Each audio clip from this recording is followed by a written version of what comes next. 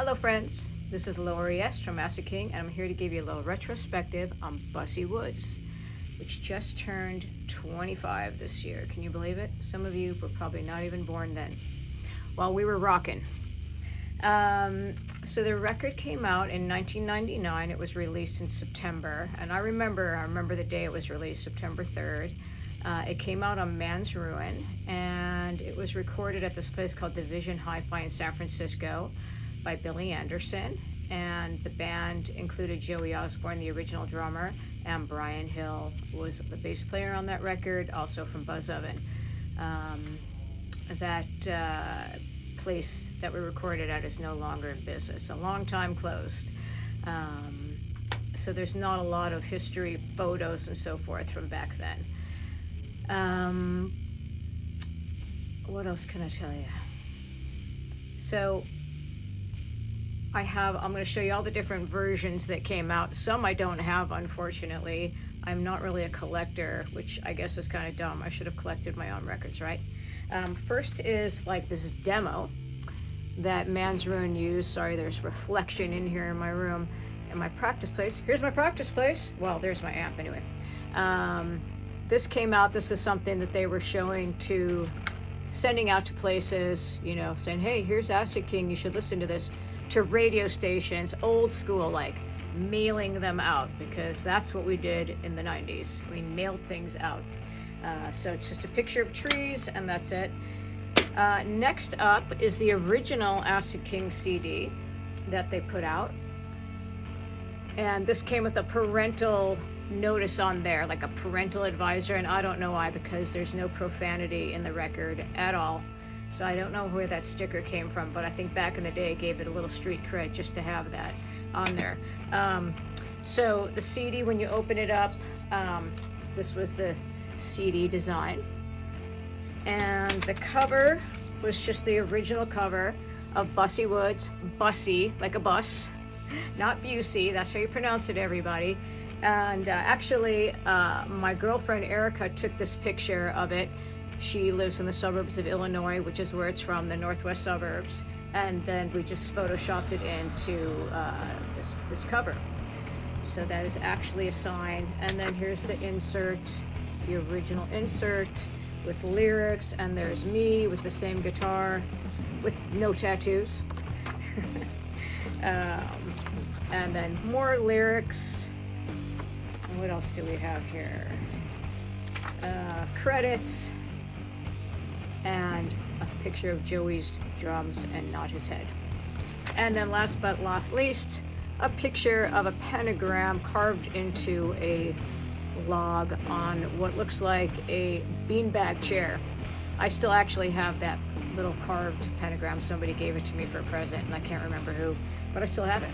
So that's the original one right here, and I actually still have some copies. I put some up for sale on Bandcamp last month, and I'll probably do that again. I found a box of like 10 or 15 that I had stashed, so I'm slowly starting to sell all this stuff off because there's no reason for me to have it anymore. And you know, those of you that like to collect stuff, it's pretty cool to have the original from Man's Ruin. After Man's Ruin went out of business, they filed bankruptcy, so we were lucky enough to get the original recording, but we didn't get the original artwork. That was in Frank Kozik's computer, and we did not have access to that. So Small Stone came around, and they picked up a lot of the bands that had nowhere to go. We were kind of homeless, right? There wasn't any record labels. Like, there's so many record labels now. Back then, there just weren't. So Small Stone picked it up, and we redid the cover, and we couldn't get the original font, so we used this one. It's like it's called like Bell Bottom or something, and that's what they used. And so this is their cover. It's kind of similar.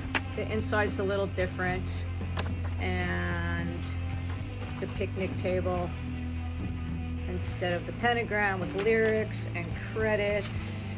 Oh, there's the credits, and there's Joey, sort of, kind of in there somewhere. Sorry, there's the light flaring in here.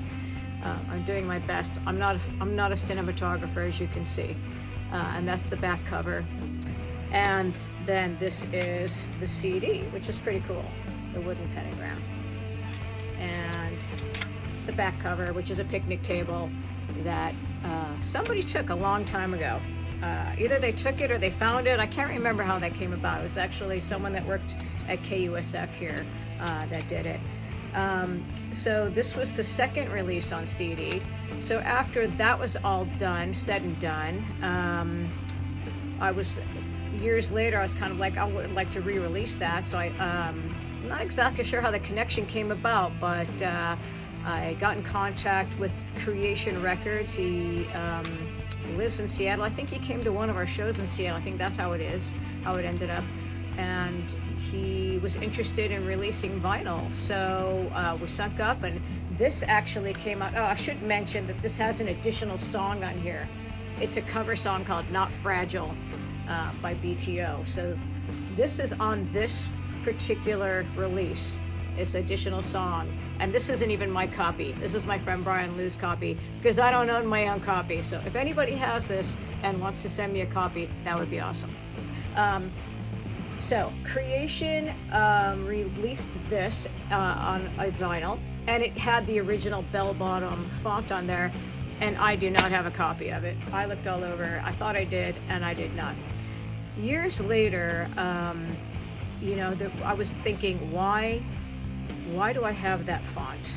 Perhaps back in those times, it never occurred to me that somebody could recreate the original font.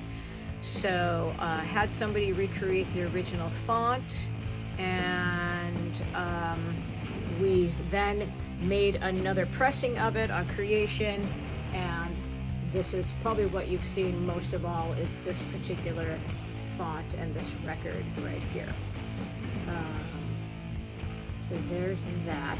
And it might have been Ross Sewage from Google that did this. So many years go by, I don't even remember anymore. And here's the back picnic table, which we had to do a stock footage shot, get another picnic table, because again, the original artwork was just gone, never to be seen again. And this came out in various different colors. I did many different colored splattered versions. Right now, this is the current one. It's really cool. It's hard to see here, but it's green. Different variations of green and black. And it's got the pentagram in the middle. And then on this release, also, actually, I'm going to backtrack here. So that's the original one that I did. Then, when Busse Woods turned 20 in 1990, wait, was it? What's my name? When was it? 5 years ago when we did this. 2019, I had spoken to Riding Easy about doing another release, a special anniversary release. So, this came about. This is the Riding Easy version, the 20th anniversary of the release. I'm Riding Easy. Hello, Daniel. And I had a friend of mine, an artist in Australia named Gleno, create some illustrations that matched each of the songs, and all the lyrics are in there, and they're really cool. They're really cool. So this is the 20th anniversary, and I basically think I have one or two more, and then that's it forever. I don't have any more. And then Ross did do this, the insert, which is just a collage of some old pictures and a little story about the history of Busse Woods, pictures from back in the day, and notes that I'd written of original lyrics, and on various scraps of paper, and little Man's Ruin one sheet that they sent out to everybody to try to buy this record. And that's really an awesome release. It's really cool. So when I did a new pressing of just the Creation version, I decided, since there wasn't going to be any more 20th anniversary release, that I would just reprint and have this insert in the new record. So if you buy a record now, you're going to get this insert that's right in the record, that's got lyrics and the icons, the graphics that go in it. So that's the current release right now. So that is the history of Busse Woods. It also has, this is the, not Mazra, this is the Riding Easy CD as well. It's a digipack, so there's that, and I still have a bunch of these. You know, CDs just aren't as popular as they used to be, at least in the United States, but they are in Europe, friends. I tell you, I sell a lot of them. So that is the history of Busse Woods as far as the discography of all of the different releases. Busse Woods was written about this teenage hangout that we used to go to, a place where kids just used to hang out and crank Black Sabbath and do drugs they weren't supposed to do. And I'm sure everybody had their kind of Busse Woods or their hangout that they had, but that was mine, and that was the inspiration to write this record, as well as Ricky Casso, because there's many songs on there about him and the book Say You Love Satan. So that is the history of Busse Woods. I hope you enjoyed my little story.